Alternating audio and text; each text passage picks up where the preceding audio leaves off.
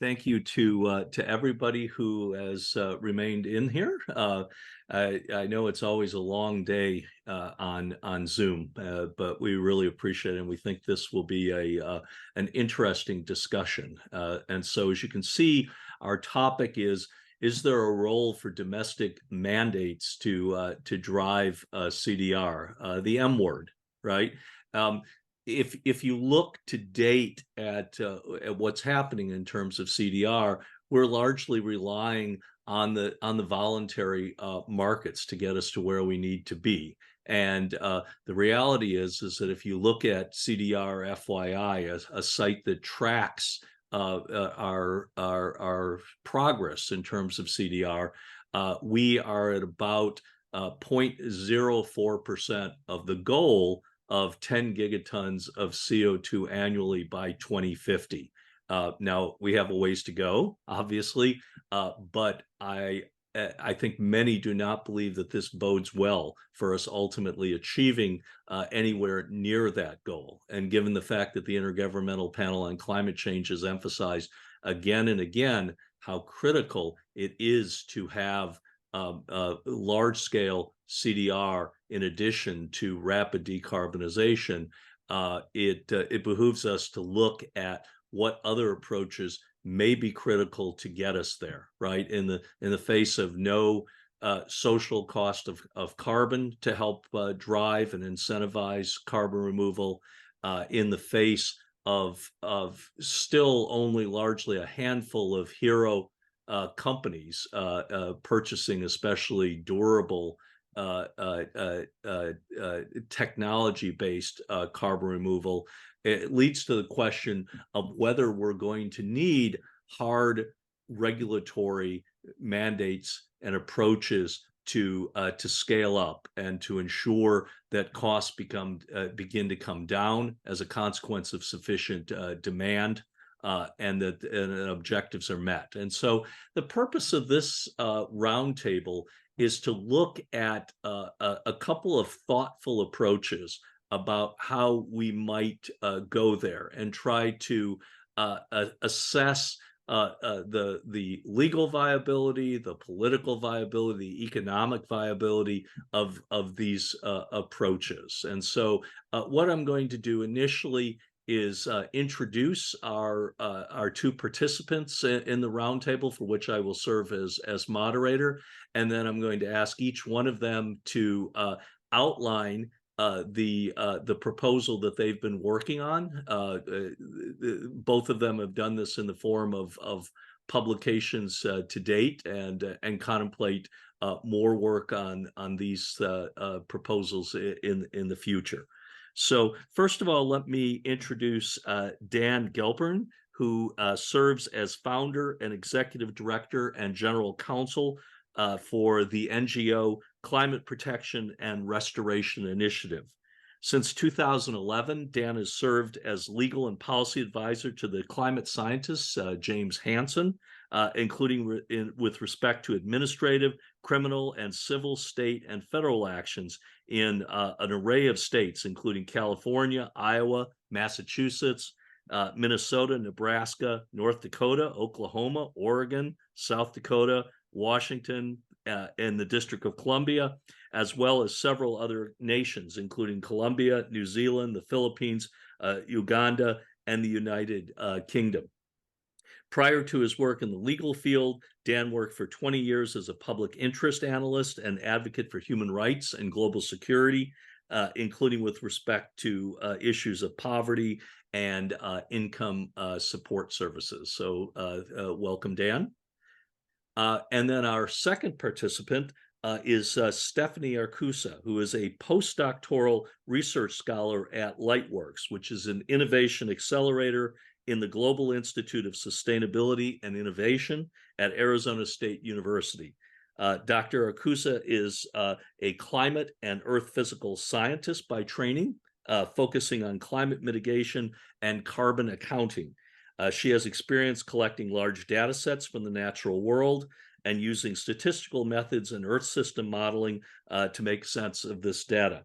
Dr. Arcusa holds a PhD in climate and environmental change from North Arizona University in the United States, a master's degree in climate science from the University of Bern in Switzerland, and a bachelor's degree in earth sciences from University College Cork in Ireland. And so with that, I will ask Dan to step forward and discuss his proposal for how to substantially scale carbon removal through federal regulation. Dan? Thank you, Will. And I'm going to try to share a PowerPoint.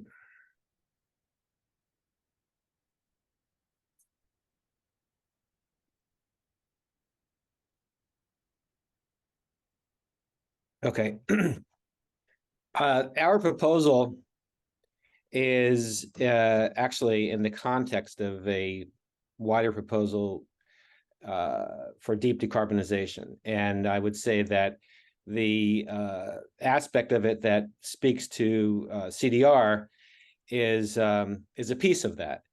But before diving directly into that, I just want to note that when I was listening to Joe Rahm's Let's Get Real presentation, it made me think of a report that was released just on Tuesday called the Production Gap Report. And in this report, the United Nations Environmental Program and the Stockholm Environmental Institute and a couple others, this is a series of reports that have been issued, I think, roughly every other year, immediately prior to one or another conference of the parties meeting to the United Nations Framework Convention on Climate Change. And this report, similar to their prior reports, shows that there's an enormous gap between where countries need to be in their nationally determined contributions, and even more importantly, in their actual policies and actions, and what is needed to secure the promise of the United Nations Framework Convention on Climate Change and the Paris Accords temperature limits. Here I just reprise their charts that are based on, with respect to their analysis of the United States. They analyze 19 other major emitting nations as well. And what this shows is that even by 2050, according to the United Nations EIA, we are not going to be fully phased out of coal, but it will be substantially reduced. But oil production will continue at a very high rate, accelerating through 2030 and continuing through 2040. And the same thing is true with respect to natural gas. So clearly, I think we have a problem not only in conceptualizing and figuring out how we're going to ramp up CDR, but also how we're going to phase out the utilization of fossil fuels, given our current trajectories. All right, so what I'm going to talk about is partly contained in our petition from last year under Section 21 of the Toxic Substances Control Act to the Environmental Protection Agency. A petition that we are formulating now will supersede that, but many of the details that I'll discuss right now were outlined in our prior petition. Our new petition should be available and filed before the end of this year. And in order to talk about that, then I'm just going to review the relevant authorities on which we intend to rely. And specifically, this is the Toxic Substances Control Act, a statute passed in 1976. And in Section 6 of the statute, Congress specified that if the administrator determines that the manufacture, processing, distribution, and commerce, use or disposal of a chemical substance or mixture, and by the way, oil, gas, and coal, and CO2 and methane and the other Kyoto 6 gases are chemical substances as defined in this statute. If any of those activities or any combination of those activities presents an unreasonable risk of injury to health or the environment, well, then the administrator, that is the head of the EPA, shall by rule, so not may, but shall apply one or more of the following requirements to that substance or mixture to the extent necessary until the point that the substance no longer presents such risk. Okay, then, so to those requirements.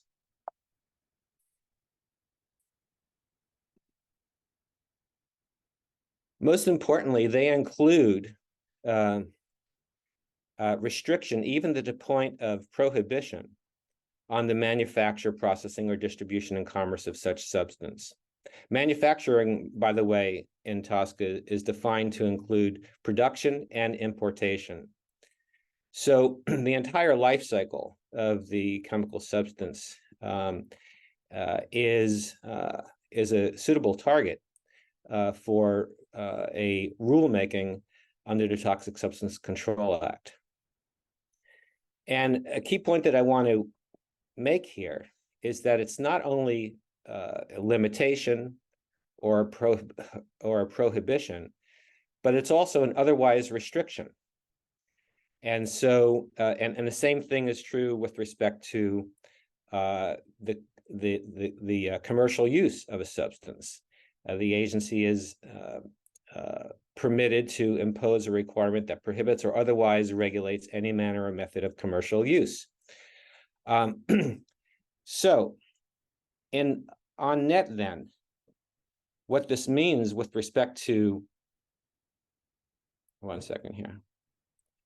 And in addition, if the chemical substance presents what is deemed to be an unreasonable risk of serious or widespread injury to health or the environment, well, then the administrator can declare a proposed rule that the agency would issue immediately effective upon publication in the Federal Register. So there's no need for a protracted 10-year period before something serious is done.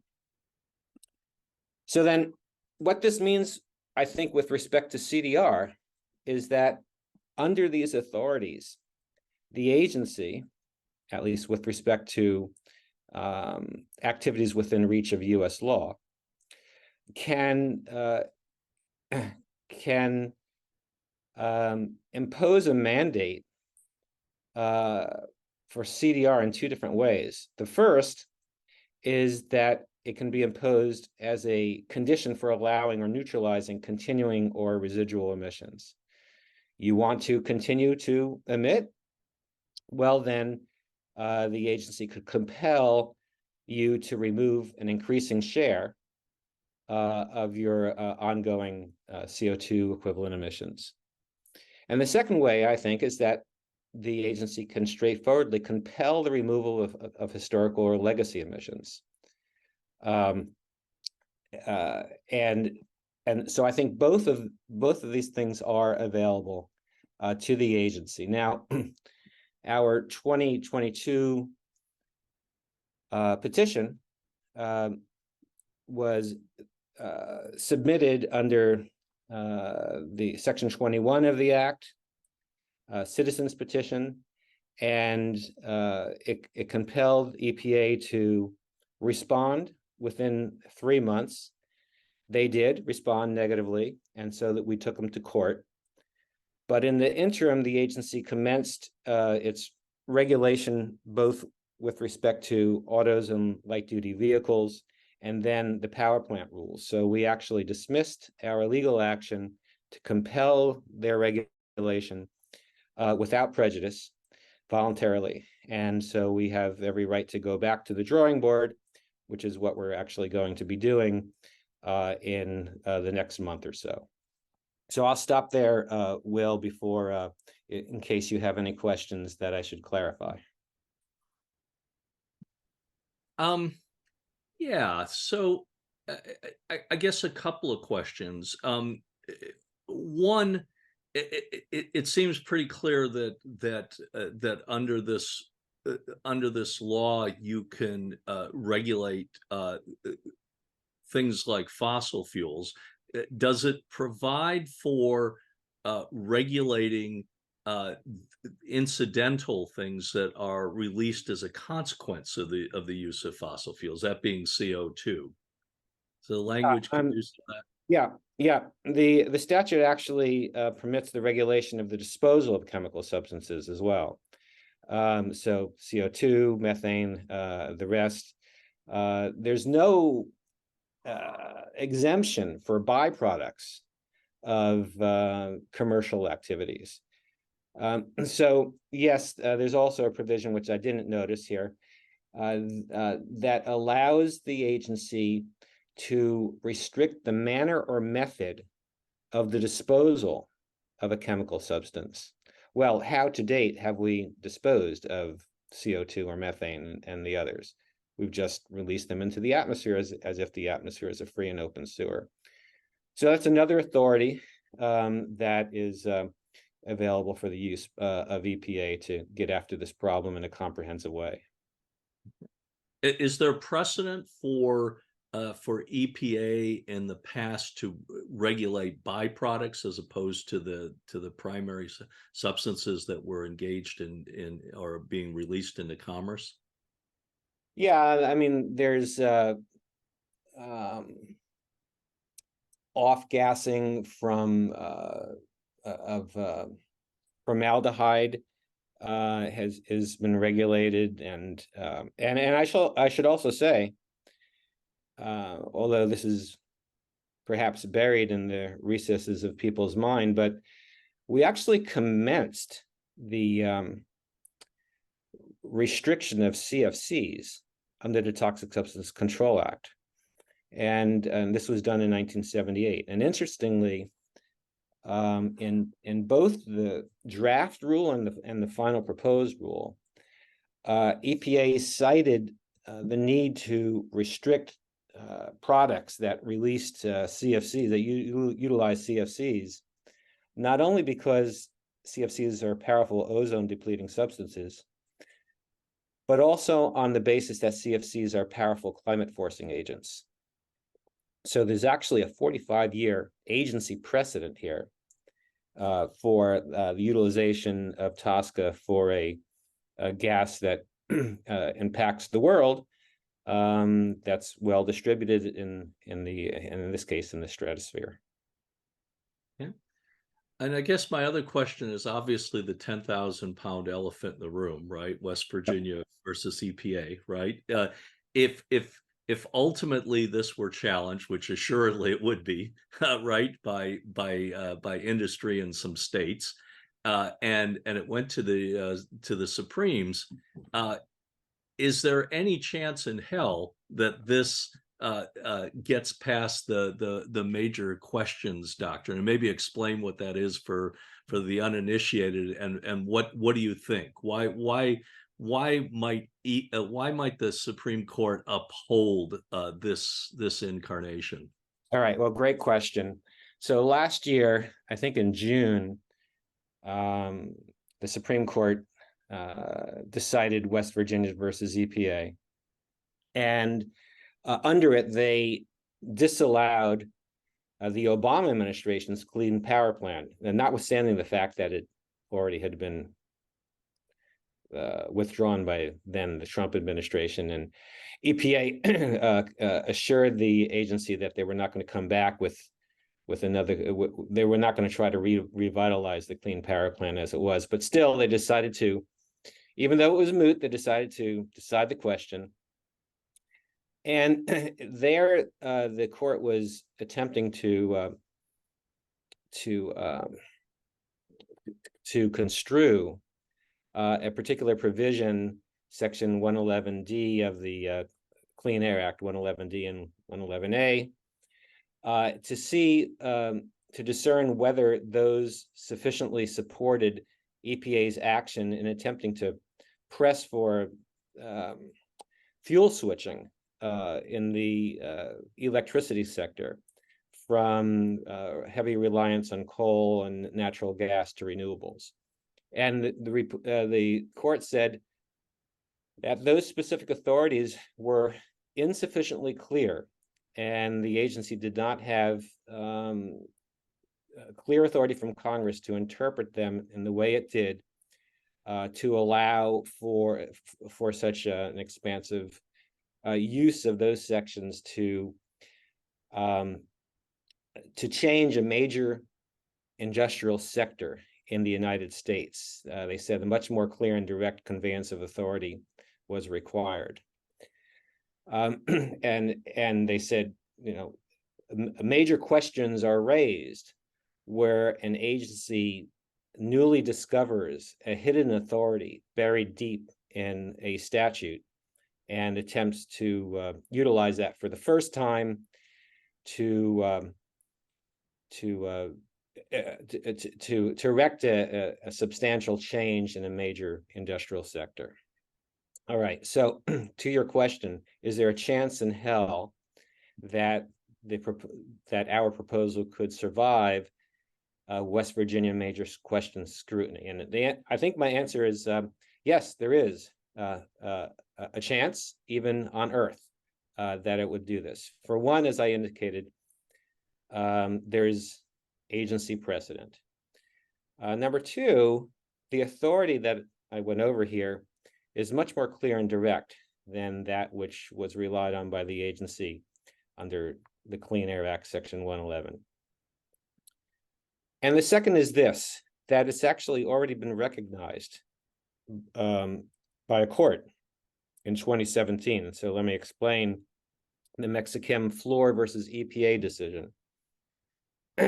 Under the Clean Air Act, Title VI, the agency is directed to compel manufacturers to replace ozone-depleting chemicals in products with safer chemicals. And under this authority, specifically Section 612 of the Clean Air Act, EPA then decided that by rule, to compel manufacturers to further replace some of those safer chemicals that were then no longer found to be so safe. So they initially compelled under this section of law manufacturers to replace CFCs with HFCs. And then EPA discovered or learned or appreciated that HFCs also are powerful climate forcing agents. And so they then attempted to utilize that section of the law to compel a replacement of HFCs with safer chemicals. And the Supreme Court, it went to the Supreme Court, it was challenged by industry. And the court said, no, you can't do that under Title VI, because Title VI only exists to convey authorization for you to get after ozone-depleting chemicals and to compel their replacement with safer chemicals. But you can't use the same authority to replace previously deemed safer chemicals with really safer chemicals.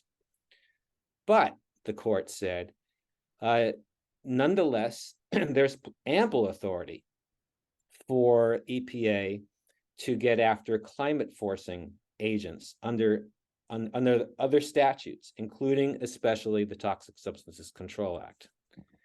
So that determination was important for a number of reasons, for what it said, and secondly, for the court that said it, because that was the DC Circuit Court of Appeals, the second most important court in the United States, and third, for who actually wrote the majority opinion. It was then Circuit Judge Kavanaugh, now on the U.S. Supreme Court. Yeah, it'll be if we ever get there, it'll be interesting to see if he has a change of heart. But point taken.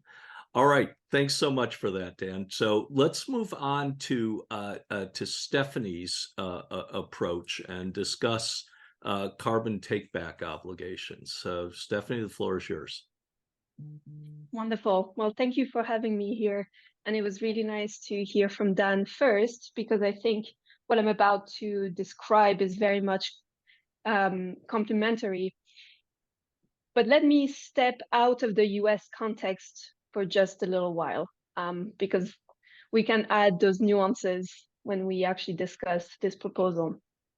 So we are in a situation where we are spending our carbon allowance very fast at a rate of 40 gigatons, so 40 billion tons per year. This is because of oil, gas, coal, as well as the lime that we're using in concrete.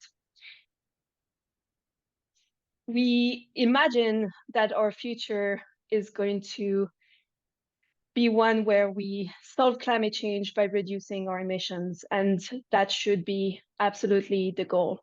However, as we are embarking in that transition to zero emissions, we are still producing emissions, and these emissions are spending down our finite carbon budget. Now, we also have the issue that we know we will need carbon removal.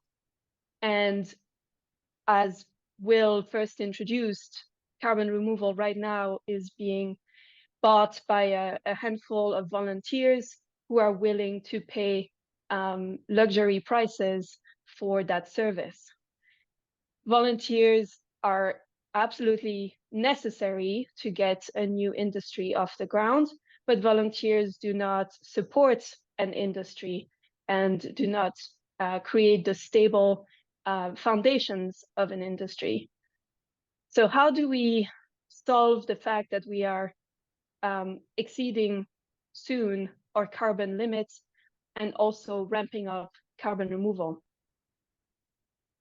One policy idea that is really just the translation in a practical sense of what net zero means is that for every ton of carbon emissions that enter the atmosphere, we have a ton of carbon that's being sequestered.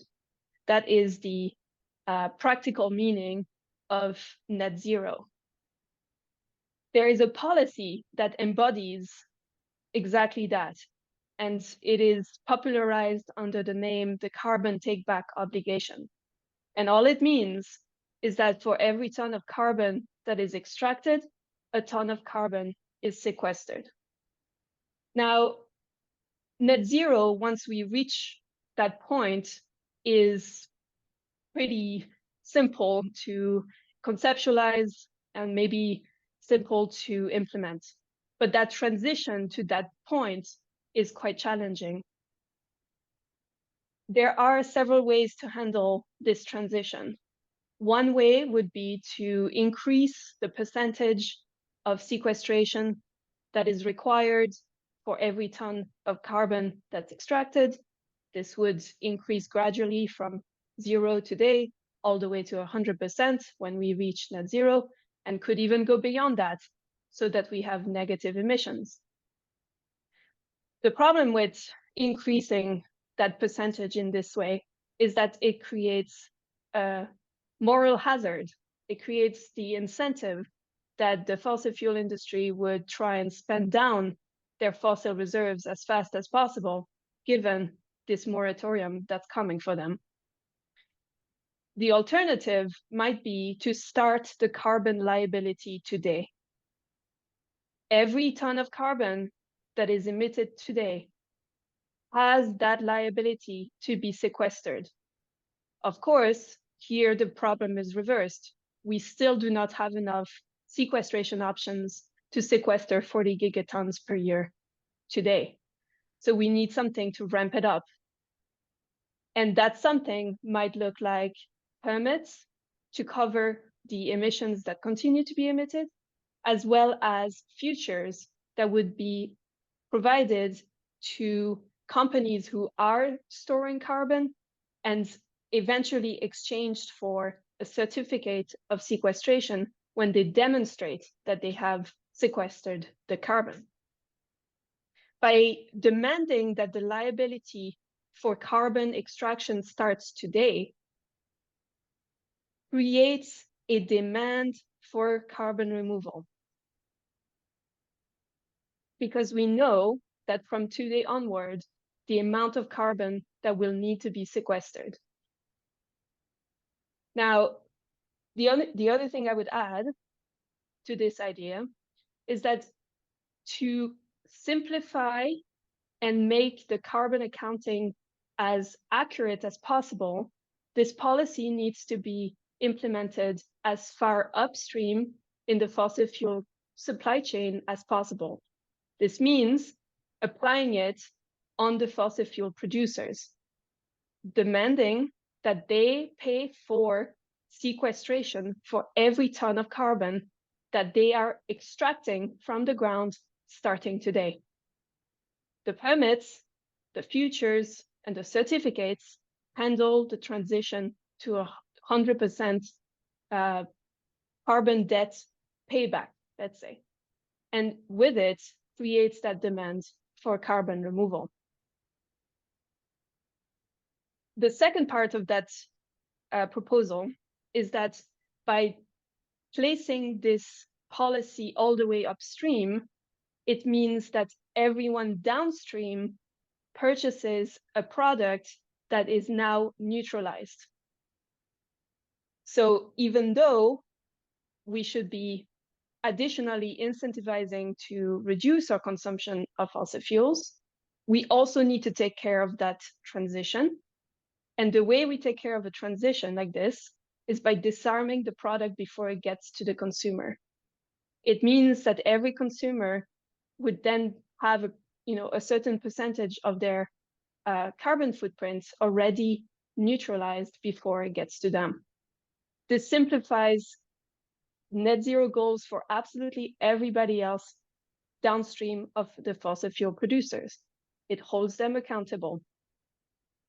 And then the last part, going back to the simplicity and the accuracy, when fossil fuels are extracted, this is the last time in their supply chain that we know how much carbon was there. If we go downstream, either to the end consumer, where there are 8 billion of us, the accounting and the tracking of those emissions gets incredibly complicated. If we go midstream, as we are currently attempting to do by requiring businesses to track their emissions, again, we are making the carbon accounting, the tracking, and the accuracy of that system much more difficult. Upstream is where the fossil fuel producers are already reporting their products in national databases for tax purposes, for royalties. And this is where we know where all of the carbon is with accuracy.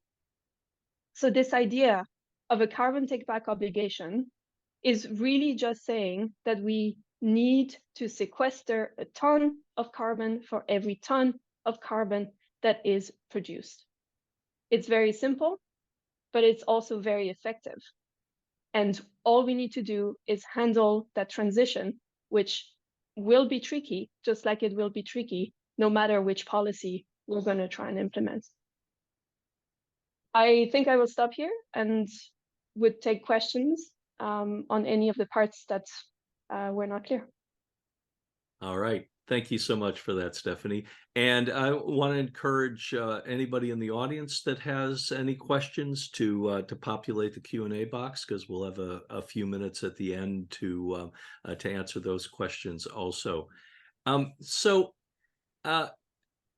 couple of initial questions, Stephanie. One is,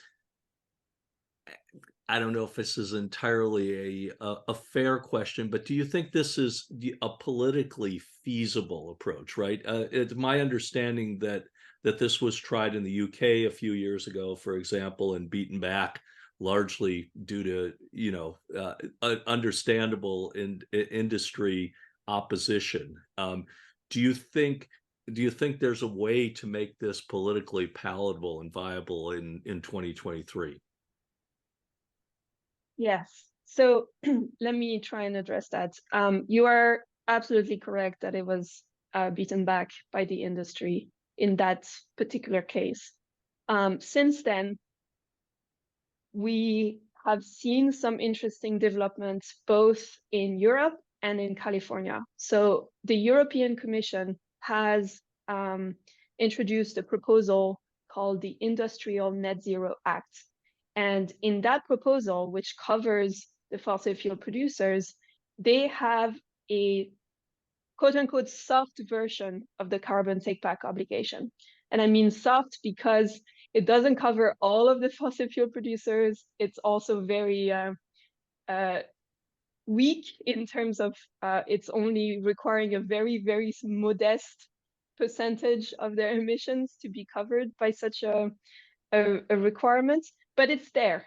And I think the fact that it's there is an interesting development. It is currently being fought by the fossil fuel industry, once again.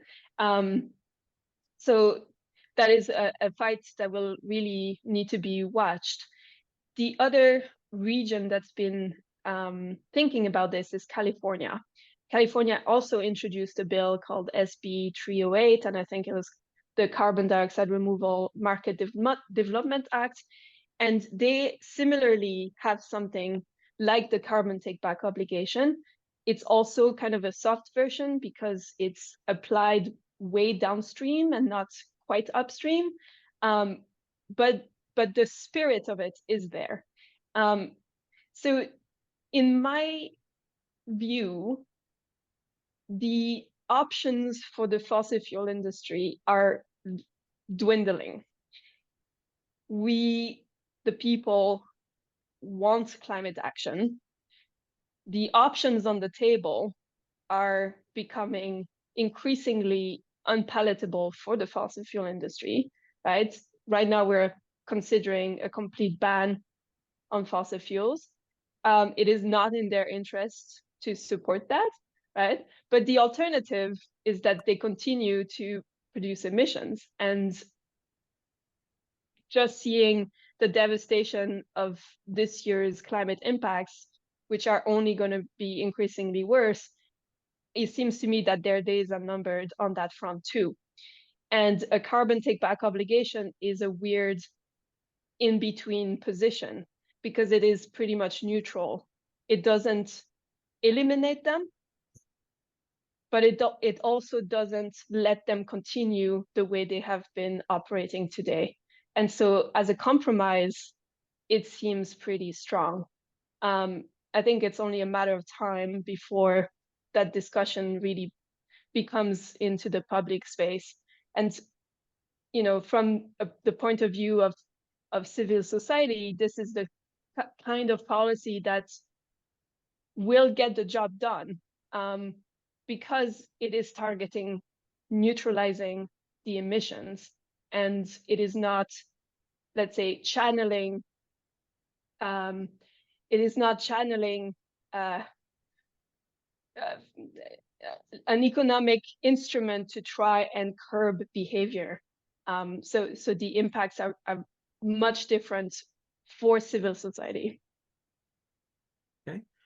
All right. One other question. Environmental justice implications of this, right? If you're the fossil fuel industry and you can meet your net zero obligations through sequestration, then arguably it allows you to continue to produce fossil fuels that have lots of negative co-impacts, right, beyond CO2. And the environmental justice community, you know, in general, one of its objections to CDR is this very issue, right? And it doesn't seem like a CTBO gets us past that, or indeed it might even structuralize it in some ways. What would you say in response to that challenge? Yeah, I mean, I'm very sympathetic to that point of view because it is true. It doesn't slay that dragon. It doesn't slay the fossil fuel dragon in any way. But what it does do is that it does hold them accountable for at least one aspect of their defective product, the one aspect that's causing climate change. Now, other aspects that are harming communities around the world also need to be addressed, but they do not need to be addressed by the same instrument. And I think that's where oftentimes there's a tendency to try and lump things together to try and get things done. But in this context, I'm afraid it just slows everything down because it's so easy to be against a policy because it doesn't include something else or because it does include something else. So by separating out this carbon problem, holding fossil fuel industry accountable for their carbon and defective products solves that one issue. The issues of air pollution, water pollution, or any harm that are being done in how the projects are implemented are also needing to be addressed, but with their own efforts and their own solutions. So I would say that there is nothing stronger than having finally a tool that holds the fossil fuel industry accountable. And by pressing on that, I think the results could be surprising in terms of their viability to remain in operations. Yeah. All right. So I think we only have one remaining question in the box as we wind down, and so I'm going to ask that, and we'll call it a day. And it's for you, Stephanie. It says, could you please elaborate how a CTBO would affect consumers, including lower income households who spend a larger share of their incomes on still fossil-based energy? Right, there's another justice question.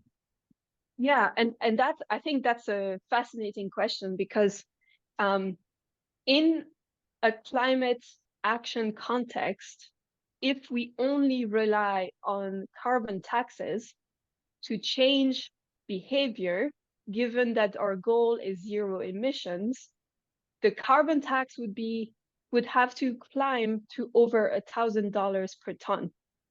And that gets passed on to consumers on purpose, right? Because we want to absolutely stop the consumption of fossil fuels. So that cost is enormous when we think about what it actually will do to everyday lives. Now, if that's the model we are pursuing, that we are trying to change behavior, then this is where it will have to go. The CTBO, which can actually be done in parallel with a carbon tax if we really want to. The CTBO is only saying that the price increase will be what the cost of removal is. So if we think about, and this is quite optimistic, but if we think about a cost of removal of $100 per ton, this would equate to something like $30 to $40 extra on a barrel. And that would equate to a price increase of about $1 at the pump per gallon. Since the Ukraine-Russia war, we have seen a $1 per gallon increase in prices at the petrol station. And this is what we're talking about here. But now this increase would actually directly go towards neutralizing the fossil fuels that we're consuming. So in some sense, it is taking care of the carbon problem in a way that will be cheaper than if we are to go the carbon tax route, if we were to actually want to stop consumption of fossil fuels, which would require over $1,000 price increase. Now, the thing I will say is that no matter what we choose, it doesn't have to be implemented in a way that doesn't consider vulnerable communities. There can be other instruments or other laws that are considered that would help, financially vulnerable communities or groups. So it doesn't have to be all or nothing. There can be other programs set in place to actually make the burden less so on those communities. Yeah, I mean, when it comes to carbon taxes, for example, we have rebates for people at certain income levels, right? Though it's harder when, of course, you're imposing this at not at that level, right? And you're imposing above. So there's just trade-offs, right? And it's definitely a good question, though, and a thing to consider if we were crafting this, to operationalize it. So I'm inclined to close out this session. I think these are both really interesting sort of proposals, and again, in my opinion, we're ultimately going to have to start talking about hard regulatory mandates if we're ever going to tenably scale up to the massive levels that we're going to have to. We're just not at 0.04% going to get to where we are relying on the kindness of strangers, right? And so I think these are both very creative sort of proposals, Dan and Stephanie, that you're discussing, and I encourage you to continue with this work. It'll be interesting to see what happens with your petition, Dan, and your work, Stephanie, with I know a number of groups that are looking to help infiltrate this into domestic policy. So we look forward to that. So thank you very much, and we'll close this panel.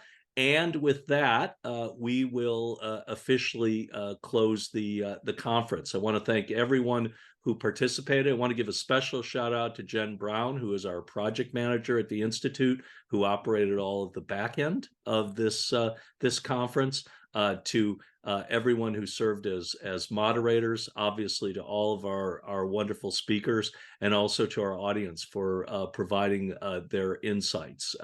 I hope that you will join us in the future for our other outward-facing events, including our webinars, our podcasts, and future conferences of this nature. And I look forward to seeing many of you both virtually and live in the future as we continue to scrutinize the role of carbon removal in terms of climate change. So once again, thank you to everyone, and goodbye now. Thank you.